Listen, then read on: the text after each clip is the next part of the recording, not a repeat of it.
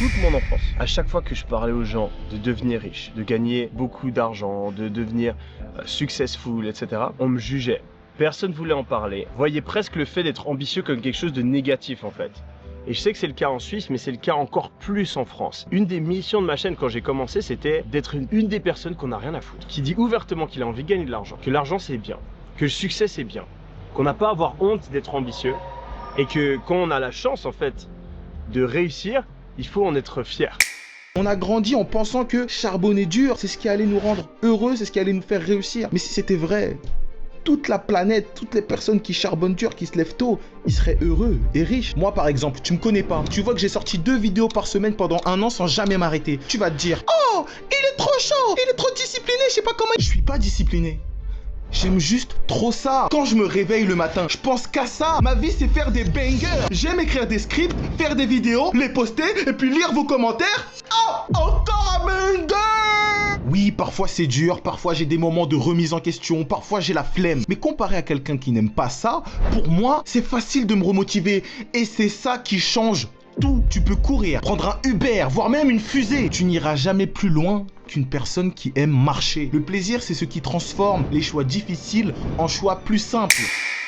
Quand tu es entrepreneur, t'es pas payé du tout, pendant très longtemps, jusqu'à ce que tu sois extrêmement surpayé pour des petites tâches qui sont faciles pour toi, parce que tu l'as fait pendant des années sans être payé pour ça.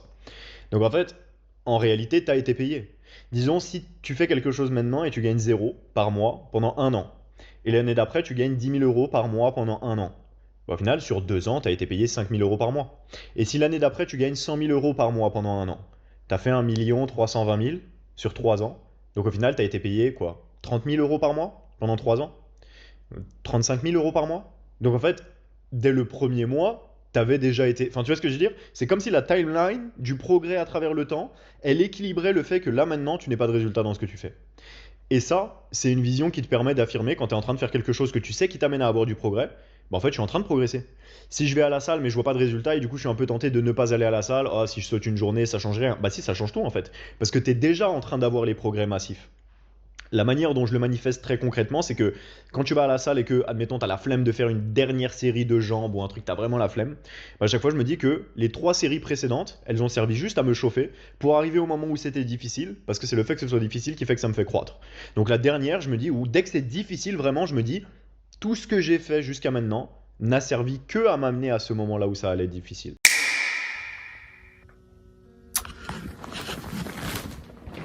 Et je dors par terre. Regardez. Mon petit frère à côté de moi, il a un lit. T'imagines? Je suis par terre, putain. Comme une merde. Et j'apprécie ça. Ça fait du bien. Ça remet les idées en place. Sinon, au niveau moral, c'est pas facile. C'est pas du tout facile. C'est pas facile tous les jours. Mais je garde la forme, ça va. Je suis encore très loin de mes objectifs, très loin. Mais je vais y arriver, je vais y arriver. Je crois dur. J'y crois dur. Dur comme fer. Je vais y arriver. Il faut juste garder la motivation, rester concentré, rester focus et ne pas se prendre pour je ne sais qui. Ok. C'est bien, j'ai fait un peu d'argent ce mois-ci avec ma dernière formation, c'est bien. Mais je veux toujours plus. Je veux 4 fois plus, 5 fois plus, 6 fois plus, 7 fois plus, 10 fois plus, 20 fois plus. Toujours plus. Je veux une Lamborghini. Une Lamborghini, allez. C'est un, allez. Aux alentours des 300 000 euros. On dit souvent que pour se faire plaisir, il faut que ça représente 10% de son salaire. C'est-à-dire que je dois avoir 3 millions sur mon compte. Ce mois-ci, j'ai fait seulement entre 10 et 20 000 euros. Oh, j'en suis tellement loin. Tellement loin. Le plus dur, c'est que, tu vois, t'es seul à penser, tu vois, t'es seul. Ça trottine comme ça. Y a personne pour t'aider. Y a personne qui croit en toi. Personne. Ça, c'est dur. Parce que t'es seul. Même ta famille croit pas en toi. Elle est là, la vérité. C'est ça le plus dur. Quand tu te promènes le soir comme ça, t'es seul. Tu penses. Mais t'es seul. T'affrontes les difficultés seul. Tu te poses des questions seul. Il se passe pas une minute sans que je pense à ça. À réussir. Pas une minute. Il se passe pas une minute sans que je pense à ça. Une minute. Je pense à ça constamment. Réussir, réussir, réussir, réussir, réussir. La vie c'est de la merde, c'est normal, ok, bah chill. Ben non, mec, ça pourrait être beaucoup mieux. Et tu sais pas ce que tu rates tant que t'as pas goûté vraiment à ce que c'est d'avoir de l'argent quand t'es jeune. Avoir 2-3 millions quand t'as moins de 23 ans, c'est 10 fois mieux que d'avoir 20 M quand t'as 35 piges. Quoique encore 35 ans, on pourrait considérer que c'est ton prime en tant qu'homme, entre guillemets. Mais quand un mec comme Gary Vee a des cheveux gris et qui me dit que t'as le temps, je dis bah non, j'ai pas envie d'être riche avec des cheveux gris, je m'en bats les couilles. J'ai envie d'être riche maintenant, tu vois. Donc tu veux passer devant tout le monde, simple, panique quand tout va bien, je sais pas, t'as entre 17 et 21 ans, panique maintenant, genre. Ça veut pas dire que c'est une question de vie ou de mort, mais si tu traites le truc comme ça, en fait tu vas passer devant tout le monde automatiquement, c'est juste logique. Tu peux te dire, ok, j'ai une fenêtre de 4-5 années où j'aurai jamais plus de temps et moins de responsabilités et plus d'énergie que ça. Ces 4-5 années-là, elles peuvent changer les 60 d'après. Parce que si tu rates celle-ci après, tu vas te retrouver avec moins de temps, plus de responsabilités, et au final, tu vas être bloqué dans un truc. Et c'est mon pire cauchemar. J'en ai déjà parlé avant, j'ai fait des vidéos de moi quand j'avais pas d'argent et que je parlais de ce scénario-là qui me faisait trop flipper. C'est pour ça que j'ai agi et que maintenant, aujourd'hui, ça va, tu vois, je m'en sors bien. Et ce changement de mentalité et d'action, en fait, la différence, tu la verras pas tout de suite, tu vois. Tu auras un style de vie qui aura rien à voir avec les gens qui t'entourent, mais si tu le tiens assez longtemps, en fait, il y a un moment où vos vies vont faire comme ça, tu vois, ça aurait plus rien à voir. Et là, on est quoi? On est un putain de mercredi, il est minuit 31, il y a des gens de mon âge qui sont en train de réviser pour un diplôme maintenant, tu vois. Et moi, j'étais en train de regarder sur mon ordi quel supercar je l'ai acheté en novembre quand je retourne à Dubaï.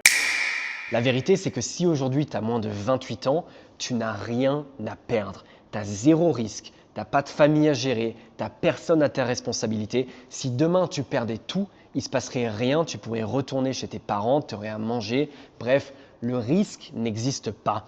Et tous tes profs, tes parents, bref, tout le monde autour de toi t'a fait croire que si jamais tu échouais, que si jamais il se passait quelque chose dans ta vie de mauvais, dans ton parcours, que ça allait être la fin du monde. Et parce que tu es aussi rattaché à l'idée de tout faire juste, à l'idée de ne pas échouer, à l'idée de ne pas faire la moindre erreur, du coup, tu fais 1% de ce que tu pourrais faire et de ce que tu devrais faire. Donc ce qu'il faut que tu arrives à faire, c'est comprendre que dans 70 ans, tu seras mort. Je suis désolé de te le rappeler, mais dans 70 ans, ta vie, elle sera finie. Et c'est pareil pour tout le monde. Tout le monde le sait et pourtant tout le monde vit sa vie comme si tout était hyper dramatique. Alors que putain, tu pourrais tout perdre, il se passerait rien. La vérité, c'est que 5 ans après ta mort, plus personne pensera à toi. Tu pourrais échouer, tu pourrais tout perdre des centaines de fois.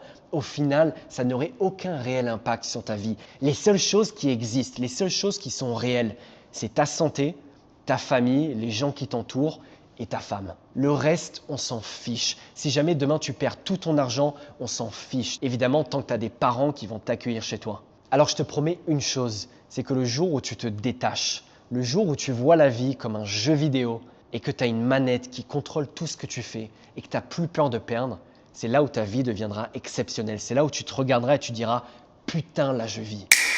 Tu vois, toutes ces personnes qu'on admire aujourd'hui ne sont pas des surhommes. Ils ont simplement trouvé ce que toi tu cherches encore. Le plaisir dans l'effort, l'amour du processus, le désir sincère de devenir quelqu'un d'autre. Quand je vois un youtubeur comme par exemple Samji, c'est un youtubeur qui fait des vidéos absolute cinéma. Gros, j'ai envie d'abandonner la version de moi actuelle pour devenir encore plus fort. Il m'inspire et j'adore ça. Et tant que toi, tu n'aimeras pas ce vers quoi tu veux aller, tu resteras attaché à ce que tu connais, même si ça te détruit à petit feu. Tu confondras stabilité avec sécurité, confort avec bonheur. Tu préféreras t'endormir dans une vie qui ne t'inspire plus plutôt que de prendre le risque de te réveiller dans quelque chose de nouveau. La vie que tu désires avoir ne te demande pas d'être fort, ni même de souffrir, ni même de forcer pour réussir. Ce qu'elle te demande, c'est de ne jamais arrêter de vouloir être heureux. Et vouloir être heureux, ça commence par faire les bons choix pour toi. Et je sais que tu sais ce que tu dois faire.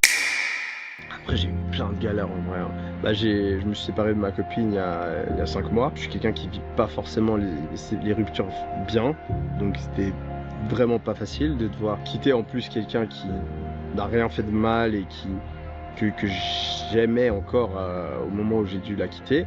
C'était vraiment pas facile. Et après, dans le business, on a toujours des conneries. Mais ça me fait... Les problèmes business, limite, moi, ils me dérangent pas vraiment parce que, bon, certes, c'est des moments difficiles, mais je les vois plus comme l'adversaire qui égalise dans un match de foot, par exemple.